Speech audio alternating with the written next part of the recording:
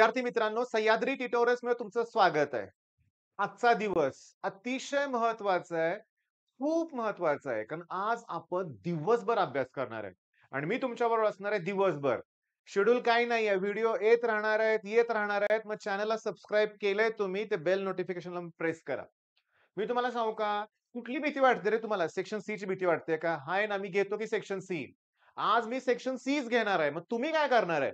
सकाळी 5 वाजता video upload केलाय. तुम्ही बघितलंय, की आज आपल्याला 5 टॉपिक करायचे आहेत. तर 30 मार्काची तयारी करायची आहे आपल्याला आणि तुम्ही काय करणार आहे? मी डेफिनिशन सगळ्या करणार आहे. लॉची स्टेटमेंट करणार आहे. न्यूमेरिकल मी घेतो ना, त्याच्यावर तुम्ही काय करणार आहे? डिस्टिंग्विशचे प्रश्न करणार आहे. अरे करणार ना? होईल ना तेवढं तरी तुमच्याकडून? नाहीतर रडत बसा. काही उपयोग नाही लक्षात घ्या. मी काही चुकीचे कॉमेंट डिलीट करून टाकतो बरं का. सो टेन्शन आलंय, होईना. मग घरी बस. करू नको. मी तुम्हाला सांगतो थोडं स्ट्रिक्टच राहणार आहे बरं का मी लक्षात घ्या. म्हणजे मी आज खुश पण आहे बरं का. कारण आज हजारो मुलं माझ्याबरोबर अभ्यास करणार आहेत. याची जाणीव आहे मला आणि तुम्हाला भीती वाटते सेक्शन सी, तर सेक्शन सी मध्ये येणारच प्रश्न मी दिवसभर घेणार आहे. पण एक गोष्ट लक्षात घ्या, जेव्हा मी एखादी कन्सेप्ट घेईन, तर त्या कन्सेप्टवर एखादी एम-सी-क्यू येऊ शकते. व्हेरी शॉर्ट आन्सर क्वेशन येऊ शकतो. 2 मार्काचं छोटं न्यूमेरिकल येऊ शकतं किंवा सेक्शन 3 मध्ये थिअरी प्रश्न किंवा न्यूमेरिकल. ही गोष्ट लक्षात ठेवा बरं का. कारण मी एक जो प्रश्न घेतला तेवढाच करायचा हे असला प्रकार नाही. आता कन्सेप्ट क्लिअर करायच्या. ओके, बास. स्टार्ट करूया आपण. Rotational dynamics. ओके, रोटेशनल डायनॅमिक्समध्ये कुठले प्रश्न आहेत रे? भरपूर प्रश्न आहेत. पण मला कुठला घ्यायचा आहे? Conical pendulum. Merry go round, inverted funnel, okay आणि सिंपल पेंडुलमला कोनिकल पेंडुलममध्ये कन्व्हर्ट केल्यानंतर चेंज इन एनर्जी. हे 3 न्यूमेरिकल या कन्सेप्ट वरती आहेत कोनिकल पेंडुलम वरती. बरं त्याच्या पिरियॉडिक टाइमचं डेरिव्हेशन सुद्धा आहे. मग आपण डेरिव्हेशन करूया. कोनिकल पेंडुलमचं डेरिव्हेशन करूया आपण. आता माझं ऐका, की फिजिक्स मध्ये ना तुम्हाला डायग्रामच सगळ्यात महत्त्वाचे असते लक्षात घ्या. फिगर. आता तुम्हाला कोनिकल पेंडुलम काढता आला पाहिजे. ओके, बघा हा सपोर्ट आहे. ओके. ही स्ट्रिंग नाहीये, ही हाईट आहे बरं का लक्षात घ्या आणि स्ट्रिंग अशी इकडे आहे. ओके. आणि हा जो बॉब आहे ना, हा असं मोशन परफॉर्म करत आहे. हॉरिझॉन्टल सर्कल लक्षात घ्या. आता ही जी आहे ना, ती लेंथ आहे. ठीक आहे. ही जी आहे ती हाईट आहे आणि ही जी आहे ती रेडियस आहे हे लक्षात घ्या. ओके. हे जरा माझ्याकडून सर्क्युलर शेप झालाय. तुम्ही जरा इलिप्टिकल शेप द्या बरं का. ओके. मी फिगर इथं काढू का रे बाळांनो? म्हणजे मला काढायला सोपं जाईल ते. ओके. म्हणजे इथं जो बॉब आहे ना, मला असा इलिप्टिकल शेप घ्यायचा आहे. हे जरा इरेज करून टाकतो. ठीक आहे. हे सगळंच इरेज करतो हं. बरं. कोनिकल पेंडुलम मध्ये मी तुम्हाला सांगतो, इथं बॉब आहे. त्याच्यावर कोणते फोर्सेस ऍक्ट होतात हे सगळ्यात महत्वाचं आहे. त्याच्यावर ही जे टेन्शन आहे ना स्ट्रिंग हे ऍक्ट होतंय. त्याच्यावर दुसरा फोर्स ऍक्ट होतोय तो आहे त्याचं वेट जे व्हर्टिकल डाउनवर्ड डायरेक्शन मध्ये आहे. माझं ऐका आता. तुम्ही काय करायचं हे जे टेन्शन इन द स्ट्रिंग आहे ना, टेन्शन इन द स्ट्रिंग म्हणूया आपण. त्याचा हा व्हर्टिकल कॉम्पोनंट घ्यायचा आणि त्याचा हा हॉरिझॉन्टल कॉम्पोनंट घ्यायचा. ओके.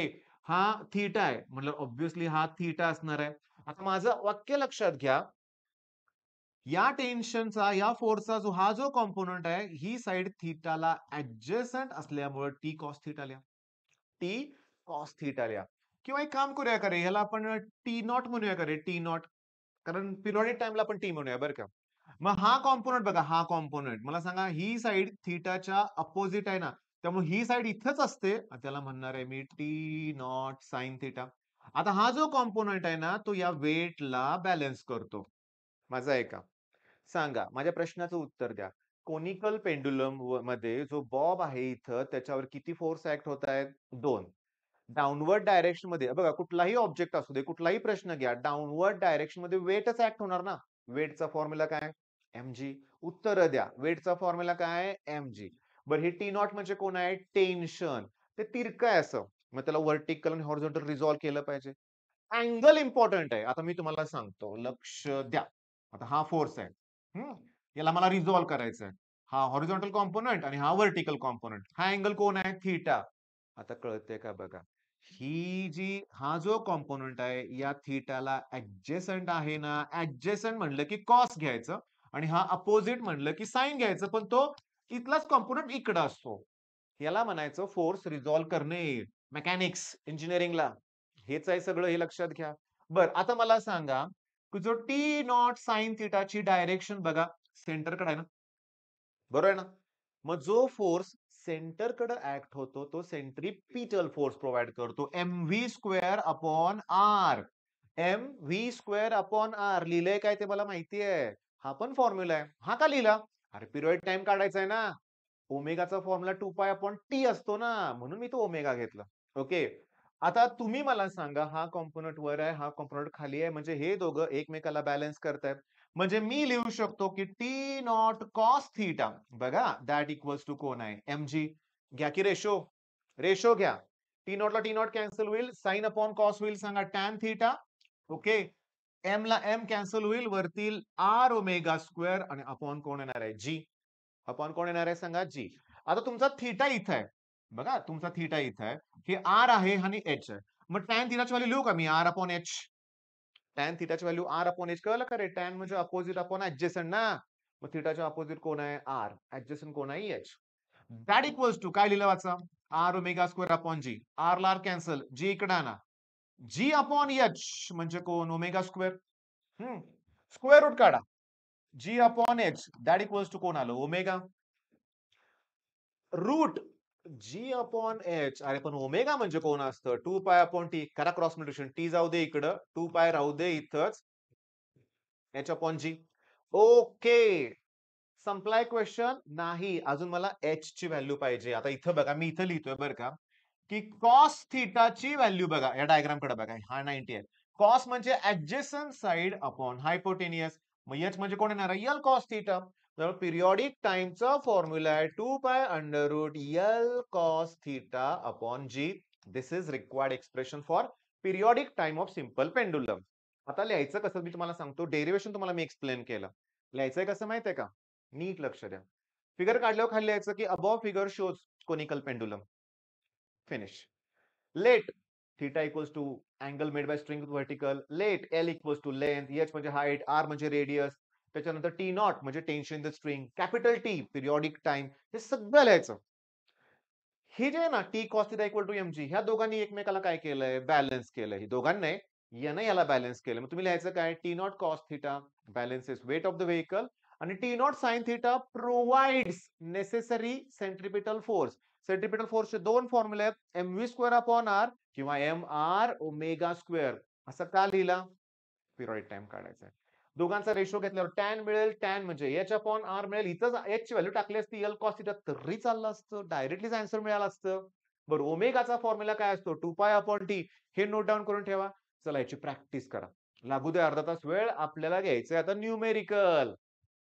एक आहे न्यूमेरिकल मेरी गो राऊंडचं, एक न्यूमेरिकल आहे फनेलचं, आणि एक न्यूमेरिकल आहे पेंडुलमच आहे. त्याला कोनिकल मध्ये कन्वर्ट केलंय आणि कायनेटिक एनर्जी काढायची आणि increase in gravitational potential energy काढायची. ते तीनच न्यूमेरिकल आहेत. पण थांबा की, प्रश्न पहिला एमसीक्यू पण आले पाहिजेत ना तुम्हाला. मग एमसीक्यू सीईटीत आलेला प्रश्न आहे. In conical pendulum which component provides necessary centripetal force. किती सोपं आहे. डायग्राम कडे बघून सांगा, सेंटर कडे कुठला फोर्स ऍक्ट होतोय? हा. मग तोच तर सेंट्रिपिटल फोर्स प्रोव्हाइड करणार आहे. मग असं येऊ शकतं, in conical pendulum weight of the bob is balanced by. वेटला कोण बॅलन्स करतोय? T nought cos theta. असे प्रश्न येत आहेत. किंवा मी तुम्हाला सांगतो, सगळे फसलेली मुलं आहेत सांगतो, लक्ष द्या. बघा, मी पिरियॉडिक टाइमचा फॉर्म्युला तुमच्या समोर लिहितोय. 4π L cos theta upon 4g. Formula बरोबर आहे का चुकीचं आहे? बरोबर आहे का चुकीचं आहे? चुकीचं आहे. बघूया आपण, जरा लक्ष द्या, नीट लक्ष द्या. बघा, समजून घ्या मी काय सांगतोय. चला या 4चं स्क्वेअर रूट काढा. किती होईल? किती येईल? 2. मग हे 4चं स्क्वेअर रूट तुम्ही बाहेर घेतो. हे 4π आहे ना. चला या 4चं स्क्वेअर रूट तुम्ही बाहेर घेतो आणि आत कोण शिल्लक राहिलंय? एल कॉस थीटा अपॉन जी. चला या 4ला 2 ने डिवाइड करा. किती येते? 2π. आहे का सेम? हा, आणि तो फॉर्म्युला सेमच आहे. हा आणि हा. मग मुलं फसतात. त्यांचा काय असतो फॉर्म्युला? हा पार्ट असतो 2π√L cos थीटा अपॉन जी. मग ते बघतात 4π. 4π कुठे आहे? अरे पण 4π हाय ना. चला मग एमसीक्यू क्लिअर झाल्या. डेरिवेशन तुमच्या लक्षात आलं की कोण कुणाला बॅलन्स करतोय, कोण काय प्रोव्हाइड करतोय. बास एवढं कळालं की रेशो घ्या. 9वीतला आठवा टॅन थीटा म्हणजे कुठली साइड अपॉन कुठली साइड. आलं का ध्यानात? आता न्यूमेरिकल मेरी गो राऊंड लक्षात घ्या, इथं आहे. ओके, तो घोडा पण काढलाय त्यांनी, लक्षात घ्या. छोटासा घोडा काढलेला आहे. हे बघू नका. हे बघू नका. इकडं बघा. इकडं बघा, तुम्हाला लक्षातच ठेवायचं आहे, की 37 ची व्हॅल्यू 0.6 आहे. sin 37 ची व्हॅल्यू 0.6 आहे आणि tan 37 त्याची व्हॅल्यू 0.75 आहे. म्हणजे 3/4 आहे. लक्षातच ठेवा. आणि कोनिकल पेंडुलमच्या सगळ्या प्रॉब्लेममध्ये 37च अँगल दिलेला असतो. 37च दिलेला असतो लक्षात घ्या. मग ह्या व्हॅल्यू दिल्या तर ठीक, नाही दिल्या तर आपल्याला पाठ आहेत की. अरे पाठ नाहीत, लॉग टेबल आहे ना मग. sin 37 शोधायचं नॅचरल साइन मध्ये. मग ही गोष्ट लक्षात आली तुमच्या. चला न्यूमेरिकल बघूया आपण हां.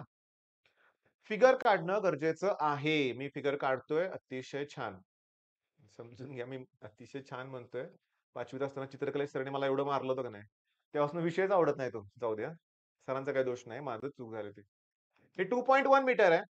हे 1.5 मीटर आहे. ओके. आणि ही आहे त्याची रेडियस. ही कोण आहे? रेडियस, की जो कोनिकल पेंडुलम सारखा फिरणार आहे. ओके. इथं जो अँगल थीटा दिलाय तो 36 दिलाय. हा जो अँगल थीटा 37 थीटा आहे तो 37 दिलेला आहे. ओके. पण हे सांगू का, हे 2.1 आहे, म्हणजे हे पण 2.1 आहे. पण आर ची व्हॅल्यू काढण्यासाठी मला पहिला एक्स काढलं पाहिजे, ही पहिली गोष्ट. आता माझा आहे का, हा जो एक्स दिसतोय तुम्हाला तो थीटाच्या ऍडजस्टंट आहे का अपोजिट आहे? सांगा की बघून. अपोजिट आहे. अपोजिट आहे म्हणून काय लिहिलं मी? Sine theta. Opposite upon hypotenuse 1.5 आहे ना. साइन 37 ची व्हॅल्यू किती? 0.6. याला 1.5 न मल्टिप्लाय करा. एक्स मिळालं.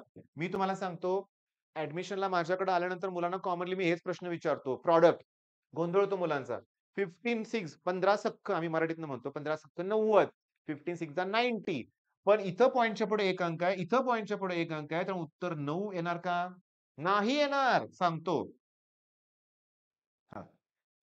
हे 90 आहे प्रॉडक्ट यांचा. पण पॉइंटच्या पुढे 1 पॉइंटच्या पुढे मला 2 अंक पाहिजे. त्यामुळे 0.9 मीटर आलं पहिली गोष्ट. म्हणजे पहिल्यांदा मी व्हॅल्यू काढली. मेरी गो राउंडचं न्यूमेरिकल आलं की समजून घ्यायचं मला आर काढायचं आहे. मग R equals to X plus 2.1. एक्सची व्हॅल्यू आहे 0.9 प्लस 2.1 म्हणजे झालं का 3 मीटर. चला मला आर ची व्हॅल्यू मिळाली 3 मीटर. ओके. आता मला पुढचा प्रश्न काय पडलाय, आता करू काय? त्यांनी विचारलंय का? ही सगळी माहिती दिली रे. घोड्यावर बसलाय, तो फिरतो वगैरे. जाऊ दे, याची काही गरज नाहीये. पण क्वेश्चन कुठे आहे? Calculate frequency of revolution. Frequency विचारले, पण अगोदर पिरियॉडिक टाइम काढूया ना. आता हा कोनिकल पेंडुलम आहे. पिरियड टाइमचा फॉर्म्युला काय? 2 pi under root L cos theta upon G. नको आहे तो फॉर्म्युला. नको आहे. माझं म्हणणं काय ते नीट लक्षात घ्या. मी काय करतोय बघा. समजून घ्या. की इथं ना समजून घेण्याचाच प्रयत्न करा तुम्ही, की आपल्याला ट्रॅडिशनल ह्या तिन्हीच्या तिन्ही न्यूमेरिकल मध्ये ट्रॅडिशनल फॉर्म्युला वापरायचाच नाहीये. मग आता काय करावं लागेल सांगतो. मी जरा कच्चं करतोय बरं का. हा तुमचा आर आहे. याच्यात जे टेन्शन ऍक्ट होतोय ना, टी नॉट. ओके.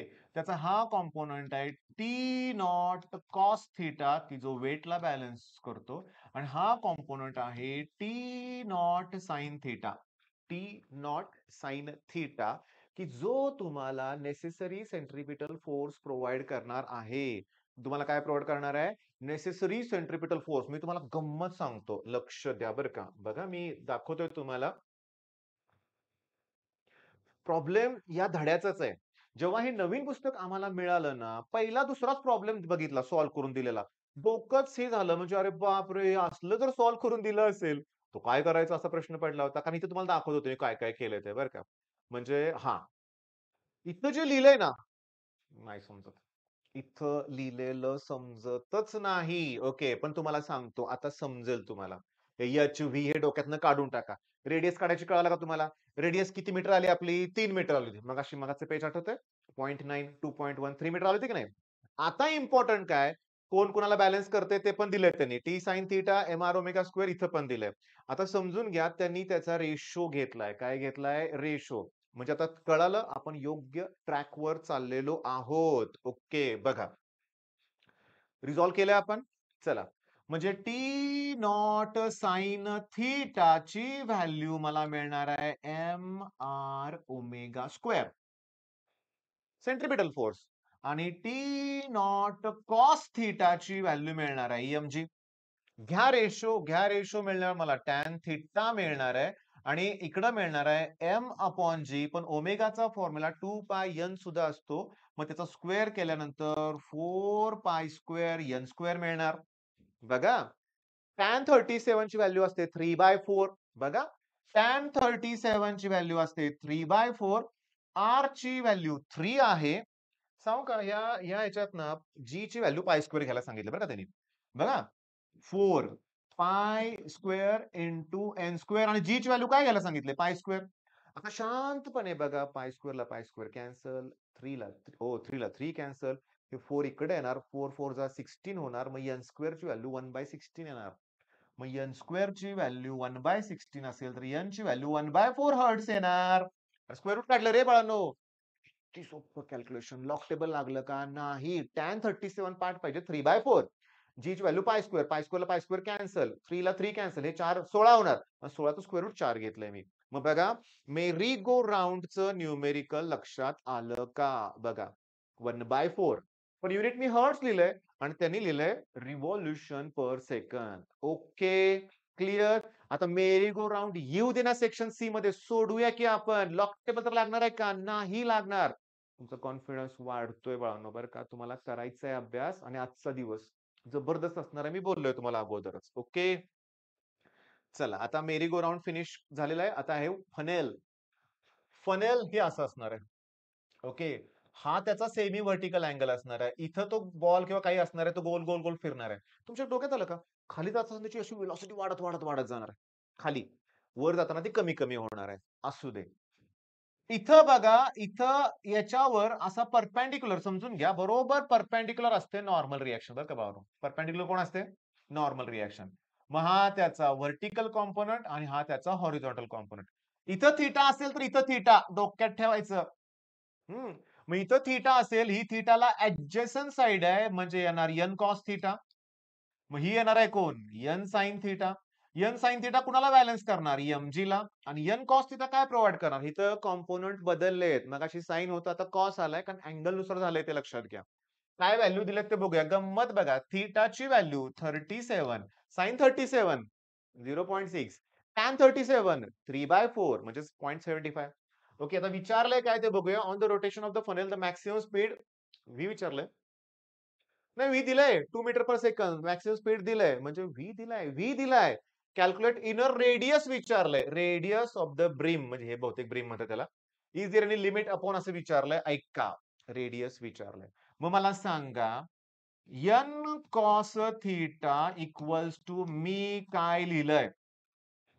कारण हा सेंटरकडे ऍक्ट होतोय. जो सेंटरकडे ऍक्ट होतो तो सेंट्रिपिटल फोर्स प्रोव्हाइड करतो. म्हणजे आलं का? मग इथे एम आर ओमेगा का लिहिलं नाही स्क्वेअर? व्ही दिले ना आपल्याला म्हणून. बर, हा याला बॅलन्स करतोय म्हणजे N sine theta that equals to कोण येणार आहे? M G. एम ला M cancel. Cos theta upon काय येणार आहे? Sine theta. म्हणजे मी सांगू का, टॅन थीटाकडे जाऊया की आपण. आपल्याला माहितीये की टॅन थीटा लक्षात घ्या. एक काम करूया, पहिला डिवाइड करूया चला. Cos theta upon sine theta that equals to V square upon R G. Reciprocal करून टॅन थीटा घेऊया. That equals to R G upon V square. Tan थीटाची व्हॅल्यू पुट करा 3/4. टॅन 37. आर ची व्हॅल्यू काढायची रे. आणि जी ची व्हॅल्यू 10. बघा, ह्या सगळ्या टॉपिक मध्ये जी ची व्हॅल्यू ऑलमोस्ट 10 आहे बरं का. एक्झरसाइजच्या सुरुवातीलाच त्यांनी दिलंय की जी इक्वल टू 10 घ्या म्हणून. आता हे व्ही स्क्वेअर, व्ही माहितीये की व्ही 4 आहे. आता माझं ऐका. ओके, 4 ला 4 कॅन्सल. 10 चं अपॉन 10 होणार. 3 ला 10 न डिवाइड करा, 0.3 मीटर येणार. फिनिश. संपलं. लॉग टेबल लागलं का? लॉग टेबलची भीती आहे विनाकारण. अरे लॉग टेबलची नाही, या पुस्तकाचीच भीती आहे. ते प्रॉब्लेम बघूनच नको वाटतंय. प्रॉब्लेम एकदम इझी आहे. तुला कॉम्पोनंट काय प्रोव्हाइड करतोय ते काढायचं. संपलं. आता सांगतो, लक्षात घ्या. इकडे बघा आता. आलंय का उत्तर? बघा, 0.3 आलंय. आता मी तुम्हाला सांगतो, लक्ष द्या. इथं व्ही टेन्स टू 0 असेल तर आर टेन्स टू 0 असणार आहे.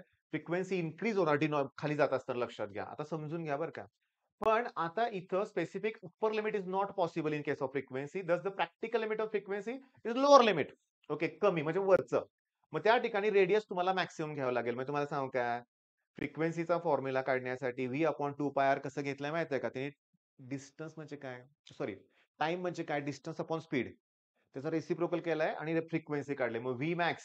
ओके, त्यांनी घेतलं. तुम्हाला सांगतो की 1 हे सगळं तुम्हाला सांगतो गडबड आहे, लक्षात घ्या. इथं काहीही बघू नका. तुम्ही व्हॅल्यू पुट करा, लक्षात घ्या. तुमचं तुम्ही डायरेक्टली व्ही मॅक्स व्हॅल्यू 1 नाहीये. व्हीची व्हॅल्यू 2 आहे. त्या 2 ला हे 2 त्यांनी कॅन्सल केलंय. कळालं का? आणि आरची व्हॅल्यू 0.35 लिहिलंय. गडबड होते मुलांची. V1 कुठनं घेतलं ना? हां, 2 आहे. मग त्या 2 ला हे 2 कॅन्सल होतंय. चला फिनिश. ओके. चला नेक्स्ट प्रॉब्लेमकडे जाऊया आता. आता मी हा व्हिडिओ थांबवणार आहे. तुम्ही नीट लक्ष द्या. पेंडुलम. बघा मी सांगतो. हा पेंडुलम इथं आहे. पण जेव्हा त्यालाच मी कोनिकल बनवणार तेव्हा तो वर जाणार आहे. मग ही हाईट तो गेन करणार आहे आणि ही हाईट असणार आहे. जी आहे ते फाइंड आउट करा आणि ते जे MGH केलं ना, इन्क्रीज इन एनर्जी मिळणार आहे तुम्हाला. Increase in energy. गंमत बघा, पाय स्क्वेअरची व्हॅल्यू 10 दिले, पाय स्क्वेअरची व्हॅल्यू 10 दिलेली आहे आणि अँगल 37च दिलाय. शोधा. वाचून दाखवा कुठे 37 दिले. मला पण दिसेना झालंय बरं का. का नाही दिला 37? थांबा, थांबा. काय काय दिले ते लिहूया आपण. A pendulum consist of a massless string of length 20 centimetre. चला लेंथ 20 सेंटीमीटर म्हणजे 0.2 metre. Okay. Tiny bob of mass. Mass दिले 0.1 केजी. मास दिले बरं का. 100 ग्रॅम म्हणजे 0.1 KG. Conical pendulum. Bob performs. Frequency दिली त्याची. 75 ला 60 न डिवाइड करा. मग रिव्हॉल्यूशन्स पर सेकंद मिळेल. याला 15 न डिवाइड करा. 5/4 हर्ट्स होतील. त्याच्यावरून पिरियॉडिक टाइम काढा. तो 4/5 हर्ट्स होईल. रेसिप्रोकल असतो फ्रिक्वेन्सीचा पिरियड टाइम. मग फ्रिक्वेन्सीची व्हॅल्यू त्याच्या उलटी पिरियड टाइमचे फॉर्म्युला. कॅल्क्युलेट कायनेटिक एनर्जी विचारले. Half M V square. बर. आणि increase in gravitational potential energy विचारलंय. मी तुम्हाला आता सांगितलं की आता पण आता गंमत म्हणजे काय तुम्हाला माहितीच आहे. हा T not.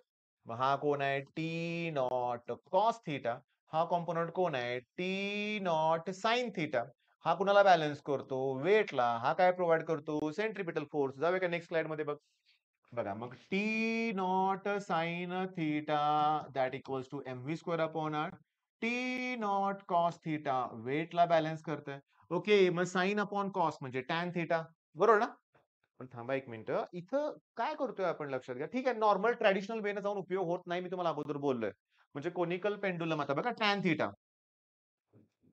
V square upon R G. मग ह्यातलं मला काय माहितीये का की व्हेलॉसिटी दिले का नाहीये. आर लेंथ दिले रे फक्त. काय दिले? लेंथ दिले. मग त्याचा पण उपयोग होत नाहीये. मला काढायचे कायनेटिक एनर्जी म्हणजे half M V square. Half M V square. मग मला व्ही स्क्वेअर काढता आलं पाहिजे. मग इथं व्ही स्क्वेअर दिसते की मला. पण आर ची व्हॅल्यू काय माहित नाही दिली. ओके. अरे थांबा मी दुसऱ्या स्लाइडवर गेलो चुकून बरं का. एक सेकंद. हा. इथं बघा.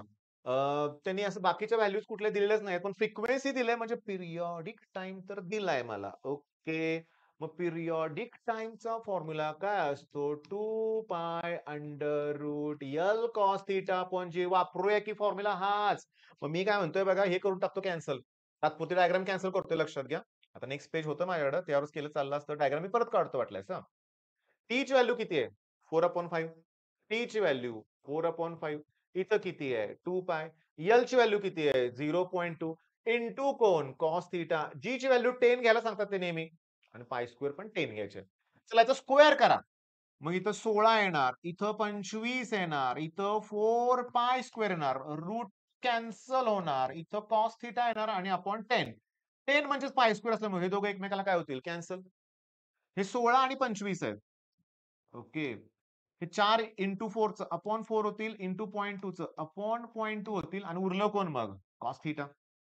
ओके. मी हा पॉइंट कॅन्सल करतो आणि वर एक 0 वाढवतो आणि 80 लिहून टाकतो. 16 ला 2 ने डिव्हाइड करतो. लॉग टेबल वापरणारच नाहीये लक्षात घ्या. आणि डिव्हाइड बाय ह्यांचा प्रॉडक्ट करतो 100 आणि कॉस थिटा मिळालं. मला लॉग टेबल पाहिजे. आहे का लॉग टेबल तुमच्याकडे? बघा काढा लॉग टेबल चला पटकन. आहे का लॉग टेबल? मी पण एक लॉग टेबल माझ्याकडे बघतो बरं का. आहे लॉग टेबल सापडलं. ओके. आता मी नॅचरल कोसाइन मध्ये जाणार आहे. गंमत बघा नॅचरल कोसाइन. नॅचरल कोसाइन मध्ये मला 0.8 चा इन्व्हर्स बघायचा आहे. 0.8, 0.8 ओके. आणि मी गेलोय डायरेक्टली 37 कडं आणि ही जी व्हॅल्यू आहे ती 37 चीच आहे. Therefore theta equals to 37 degree. मिळालं का 37? पण आपल्याला कॉस थिटा कुठे विचारलाय? आपल्याला कॉस थिटा कुठे विचारलाय? पण काढला कॉस थिटा. ओके. आता समजून घ्या. मेन पॉइंट काय आहे बघा, की मला कायनेटिक एनर्जी बरोबर इन्क्रीज इन पोटेन्शियल एनर्जी पण काढायची आहे. Increase in potential energy. पण आता परत प्रश्न पडतोय काय बघा, नीट लक्ष द्या. Increase in gravitational potential energy. Okay. आता मी परत ती डायग्राम काढण्याचा प्रयत्न करतोय हां. हाच सिंपल पेंडुलम आहे. त्याला मी कोनिकल पेंडुलम बनवलाय. ठीक आहे. बघा, मग आता हे जोडतो. ह्याला मी आर म्हणतोय. ते आर मला माहित नाही पण एल मला माहिती आहे. आर मला माहित नाहीये, पण एल मला माहिती आहे. ओके. दुसरी गोष्ट, हा कोण आहे सांगा? थीटा. मग कॉस थीटाची व्हॅल्यू आर अपॉन एल आहे ना. म्हणजे मी तो साइन थीटाची व्हॅल्यू ह्याला एच म्हणूया आपण. काय म्हणूया आपण? एच. शांतपणे बघा. H1 म्हणूया आणि ह्याला आपण एच म्हणूया. बघा मी हिंट देणार नाही, सोडणार तुम्हाला. बघा लक्षात घ्या. भरपूर वेळ झाला. हा व्हिडिओ ऑलमोस्ट अर्धा तासच होत आलाय. हो, हो. बरं, आता लक्ष द्या. तुम्ही साइन थीटा 37 0.6 माहिती आहे. साइन म्हणजे सॉरी कॉस थीटा बरं का, मला परत चुकतंय. कॉस थीटा म्हणजे तुम्हाला माहिती आहे H1 अपॉन एल. ओके. मग तुम्ही क्रॉस मल्टिप्लिकेशन करा. एल तुम्हाला माहिती आहे, लेंथ दिली 0.2 मीटर दिलेली आहे आणि त्याला कॉस 37 म्हणजे 0.8 न मल्टिप्लाय करा. ओके, तुम्हाला H1 मिळेल. आता तुम्ही काय करा, एल मधून H1 मायनस करा. तुम्हाला एच मिळेल. आलं का ध्यानात तुमच्या? ही ही जी लेंथ आहे ना, हीच लेंथ इथं आहे. मग त्यातनं H1 मायनस केली की एवढी व्हॅल्यू मिळाली की नाही? मग इन्क्रीज इन एनर्जी काढण्यासाठी तुम्हाला काय करायचंय? एच ची व्हॅल्यू L1. मग हे इन्क्रीजची व्हॅल्यू मिळाली. इन्क्रीजची व्हॅल्यू मिळाली. ठीक आहे. आता कायनेटिक एनर्जी मी ॲज अ होमवर्क ठेवतो. तुम्हाला कॉमेंटमध्ये उत्तर पाहिजे. मला उत्तर पाहिजे कॉमेंटमध्ये. कायनेटिक एनर्जीचा formula half M V square कसं करणार तुम्ही मला सांगा. ठीक आहे. मग हा व्हिडिओ थांबवतो इथं मी. नेक्स्ट व्हिडिओ लवकर मिळणार आहे. आजचा दिवस इम्पोर्टंट आहे. चांगला अभ्यास करा. All the best.